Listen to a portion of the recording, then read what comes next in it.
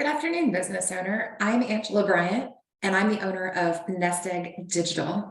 And this is our NED University series called the Before You Buy.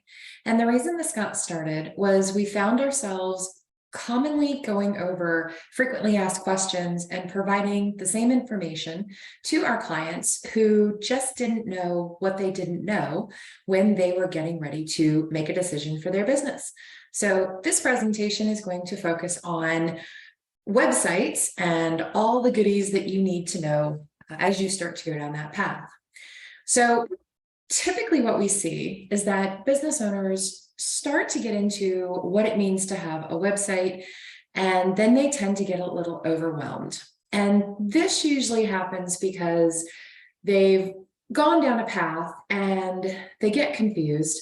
And then they'll reach out to an agency and they'll get an estimate for a website from an agency, boutique or what have you. And then usually when they get that estimate and pass out, they go down a path of, okay, we're going to have to do this ourselves. That opens up a completely different can of worms. There are so many options out there. And if you're not familiar with the different platforms or even what you need just to get started, you can get to a point where your mind just explodes and this just becomes an effort that you don't want to do right now. So this presentation truly came from what we saw in the market and what business owners really need to know in order to make the right decision regarding websites for your business, your budget, and your objectives. So let's get started. First of all, let's talk about what you are actually going to need when you say, I'm going to start a website, or I need a website for my business. So the three elements that you'll need to get this set up are going to be a domain, a host, and the actual website. If we want to think about this like buying a home or building a home, your domain is like buying an address plaque. That's where you're going to tell everybody you live. Your host is similar to the land that you would buy, and your website is the house that you're going to build on that land. So let's take a look at how they all work together. So a user would type in your domain, which is www.yourwebsite.com. Your domain sends a message to the host and says, hey, a request for this site is being sent. The host is going to find your website files. Your website files will be served back through the domain, and it results in the user seeing your website. And don't worry, it happens a lot faster than what I've just shown you here. So as we can see, your domain kind of acts like a traffic light, routing the traffic that comes into your domain accordingly. So let's talk about domains. Your domain, your web host, and your website can all be independent. You do not need to buy them all from the same place, although it is frequently offered as a convenience. The cost of a domain is anywhere from free to $40 or $50, really depends on what kind of deals you find at the different registrars who hold the domain names for license. And it is a license. You'll purchase a license and that will renew every year. So it does make sense when you are purchasing a domain to kind of look at not only what you're paying for the first year, but also what the normal yearly renewal fee is for that domain. And there's all different types of vendors who you can purchase a domain from. Your host. So this is where things start getting really overly complex because, again, while they're independent, you can tie a domain to any host and you can put a website on any host. The pricing for hosting is all over the place. These are some quick screen caps that I took from a common host, and we can see that they offer pricing. It's economy pricing for hosting at $5.99 a month. And in the same breath, they'll also offer a $159 package. So what's the difference? Well, let's look into this a little more. So there are all kinds of things to take into consideration for your host of your website. The first thing that you're going to want to think through is whether you want a do-it-yourself host platform or a managed platform. And what this actually refers to is the idea that every website actually does need a little bit of love every month in terms of maintenance. Because as we'll discuss later, your website is built from different pieces of software that all work together and commonly get updated. So you want to make sure that you're checking in with your website at least once a month. Here at Nest Egg, we do it actually weekly. And you're checking to make sure that software doesn't need to be updated, or if it is, you're pushing those updates, and just that everything is running the way it should be. That's the do-it-yourself version. If you have a managed host or managed hosting services, that means that that hosting provider is going to actually do those back-end maintenance and upkeeping for you. The performance of your website. So the host is going to take into consideration how much of their resources your website's going to use. This includes how much server space you'll need. For example, a 20-page website with tons of images and all kinds of documents, those files are going to take up more room on the server than just a quick 3-page website that, maybe a brand new business is running. And then they're also going to want to know, what kind of bandwidth are you going to be using? Think of bandwidth as traffic on a road. So all the roads coming into your server, are your site visitors going to jam up all those roads leading to the server? That's where you want to consider your bandwidth requirements. Shared versus dedicated servers. So this refers to whether your site will sit on a server with some neighbors or alone on its own server. And one might wonder, why does this matter? Well, similar to living in an apartment building versus a house, if your neighbors get bugs, it's likely that you'll get them too. So while most sites don't necessarily require dedicated servers, there are some use cases where that does come into play as a consideration. Now into security. So almost every host is going to offer some sort of security, but it's usually sold as an add-on for an extra fee. And they usually have a tiered offering. In my experience, these offerings are in 3 tiers with corresponding price levels. That first tier is, okay, if your site gets hit, we'll let you know. What you decide to do about it is up to you. The second tier is, okay, your site got hit, but don't worry, we took care of it. That third tier is, we're going to actively prevent your site from getting hit. So it's a lot more proactive. This, by the way, is actually the level of security that we offer at Nest Egg on our hosting packages. It's just easier to prevent things from happening than trying to be reactive when they do. Last but not least, your backups. Pretty much every host will keep backups of all the items that are on their servers. The issue comes when something happens to your site and you need to contact them for them to restore your site from a backup. They will be happy to do this for a fee, and that fee ranges across the various hosts. So it's always a good idea to maintain your own backups. This allows you to determine also how often those backups will run. It can be a bit messy if you have spent the last 2 weeks updating everything on your site, and then something happens and the site needs to be restored. And that's when you find out that the last backup was taken over a month ago. So you've got to go back in and do all of those updates. So backups are one of the last considerations. All right, now we're on to websites. So pricing for websites can be all over the place. We're going to talk about pricing, and we're going to also talk about how the site is actually built. From a pricing perspective, and we'll get more into this in a moment, keep in mind that pricing is really going to be a sliding scale based upon how much of your time are you putting into the build and the level of experience of the person who is building the site or the agency. And the more expensive the site, the less you are necessarily going to have to be involved in its build, whereas the more cost effective the site can be, it's a good idea to think of it as you're coming on board as a project manager. So you're going to be very involved in more aspects of the site build itself.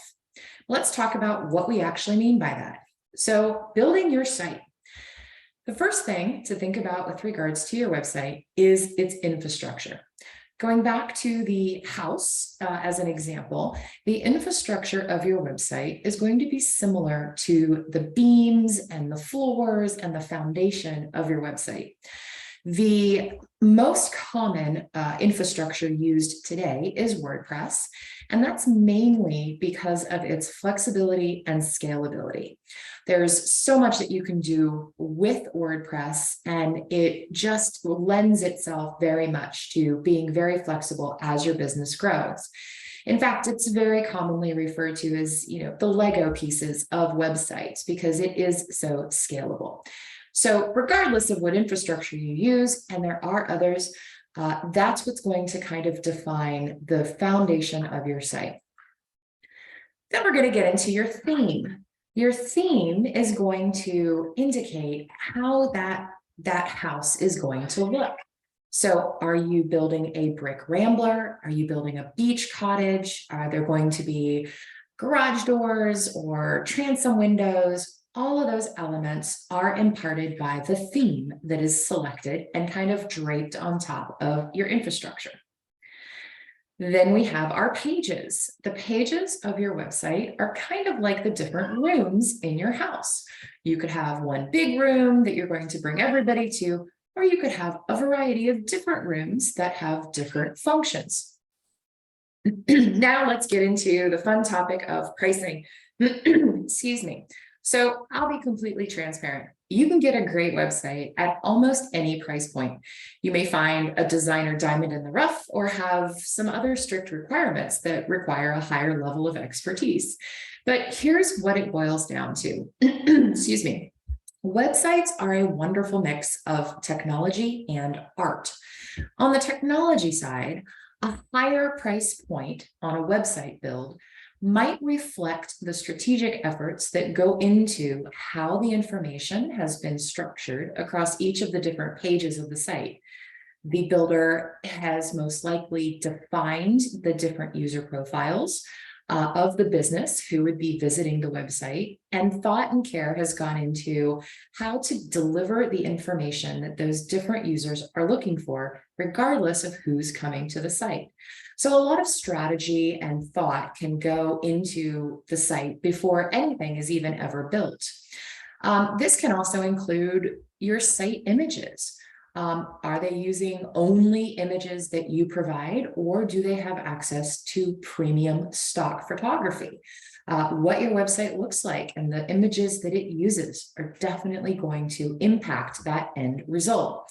And then you're also looking at functionality. So different modules that are put into the site that might allow for calendars, event calendars, or booking functionality. Then you're even looking at things like best practices with regards to SEO.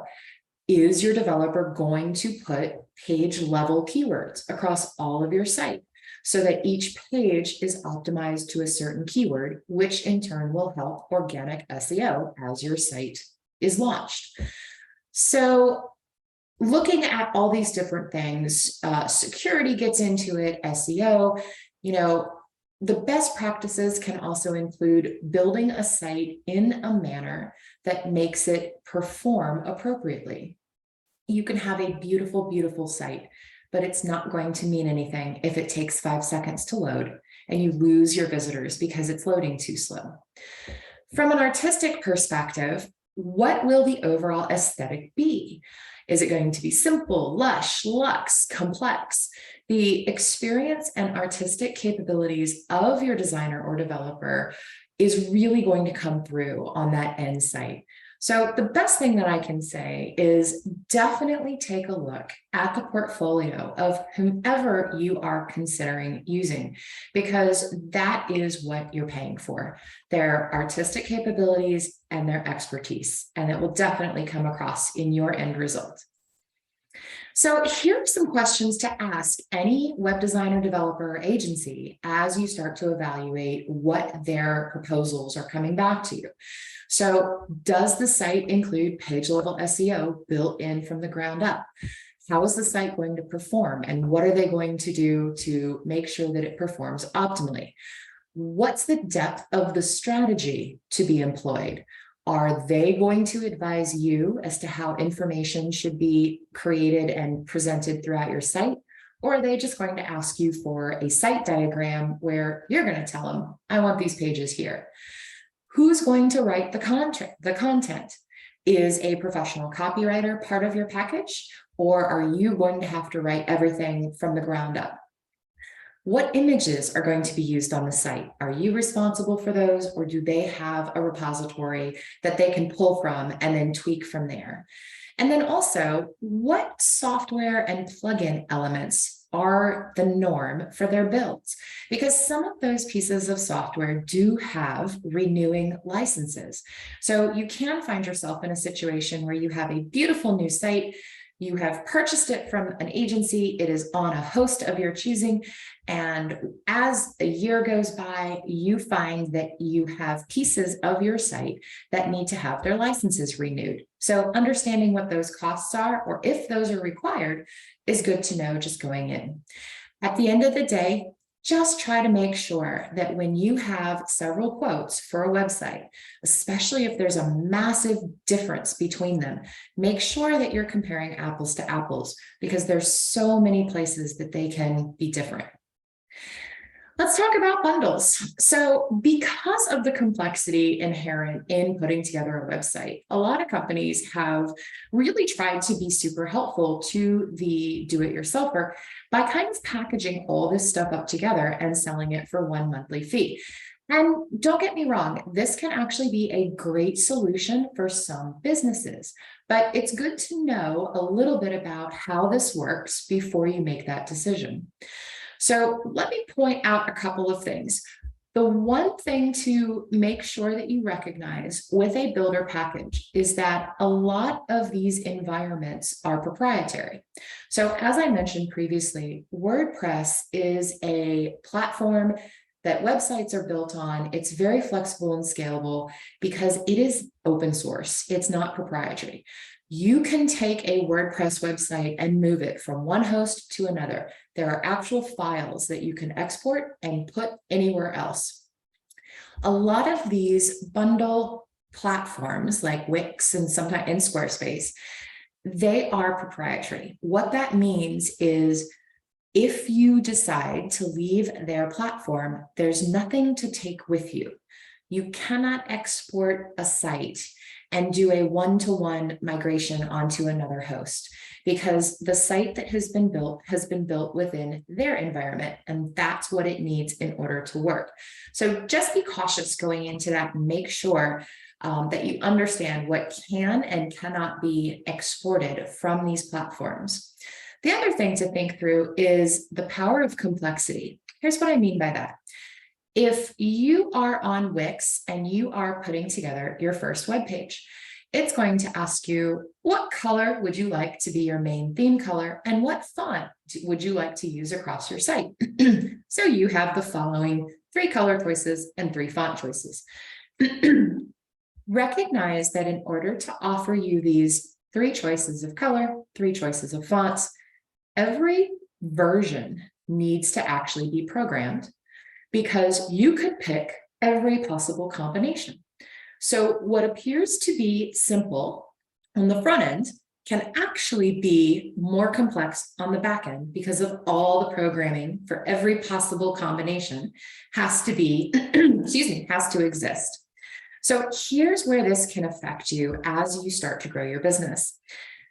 If you decide one day that as your business has grown, you've got a website and you are looking at adding functionality, because you're in a proprietary or a closed environment, if you want to add functionality, you've got to see if the platform that you're on provides it. If they don't, that's it. You cannot get in and start kind of creating your own thing, you've got to kind of pick and choose from what they have programmed into their existing environment. And where this can kind of start tripping business owners up is when they start assigning extra fees to things. So the good news is if you're looking to do something new and they do offer it, that's great. But how much are they going to charge you to add that functionality to your site? Whereas on an open source platform like WordPress, that would be okay, we're going to add this plugin. It has a free tier of use and boom, we're doing exactly what we wanted. I have seen some clients sometimes paint themselves into corners because as their business grew and as they wanted more functionality on their website, they were faced with the decision of either not having that functionality or paying a lot more money a month to access those more advanced features. All right, so in conclusion, what we're talking about here is recognize that there's a lot that goes into building a website. I hope this presentation gave you a quick crash course on the things to think about, questions to ask whoever you're looking at working with, and how to be able to really compare the different proposals and estimates you get. So whether you're ready to bring in an agency or you want to take it slow, I would love to remind you that Nest Egg is here to help. I encourage you to always check out your websites, give them some love, understand where and how they're being hosted and what services you're actually getting, and make sure to maintain your site so that they are performing the way that they need to. Thank you so much for joining me. If you have any questions, please reach out.